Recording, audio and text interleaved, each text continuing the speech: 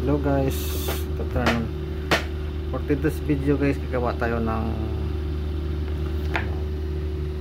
level switch sa mga tangke natin, mga water pump sa bahay, para automatic na siya guys. Ito yun guys, papakita ko sa inyo. So ito yun guys, yung ayan, temporary lang naman yan. Ayan yung natin, mga gamit. Ito yung relay, yan, dalawa, tapos contactor dalawa, tapos itong timer relay isa. Ito siya guys, timer relay.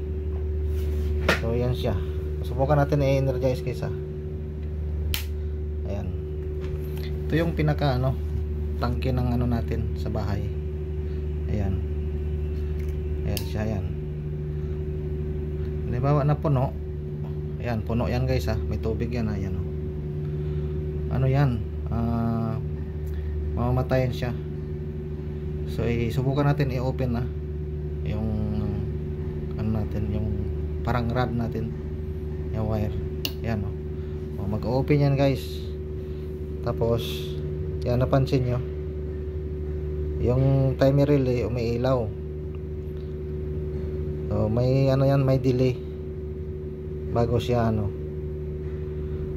mag normally close para papalo yung contactor natin. Itong contactor nito guys, sa pump. Ito yun. Yan na guys, diba pumalo na.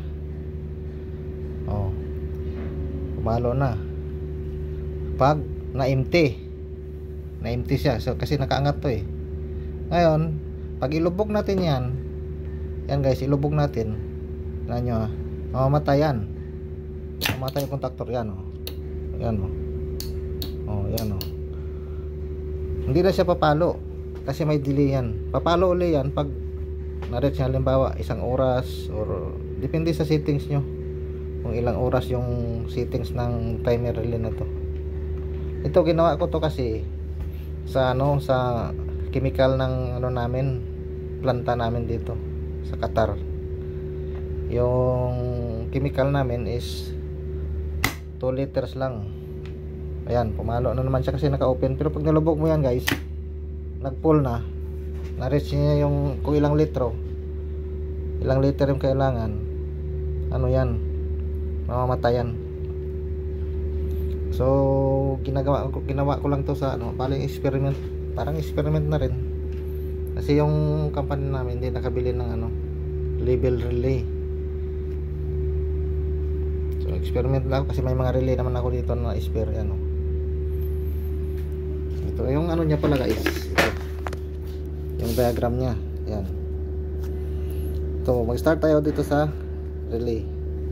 Yan yung relay na yan. Yan yung relay na yan. May yan, yung ito A1, yung A2, apat na yan na terminal, yung 2 NC sa gitna. Tapos dito NO, may NO. 11 terminals pala to guys, yung relay na itong ginamit natin. So ito lang, sundan nyo lang yung na yan, yung connection diagram ang ginawa ko ba. Malabo guys, pero mababasa nyo rin yan. Sundan nyo lang yan guys, yung ginawa ko na kasi madali naman maintindihan yan sa tangke yun, pinakatangke niya sa taas. Yan, ito yung relay na isa, ito contactor, yan contactor, yan ito yung timer, ito contactor dito sa sa pagpipiling, ay discharge pala to, discharge. Ito charging, to. Ito may relay din tayo dito sa kabila. Ayan, tapos ito na yung circuit breaker. So yan lang guys, sana may matutunan kayo guys. Thanks for watching my video guys. Thank you.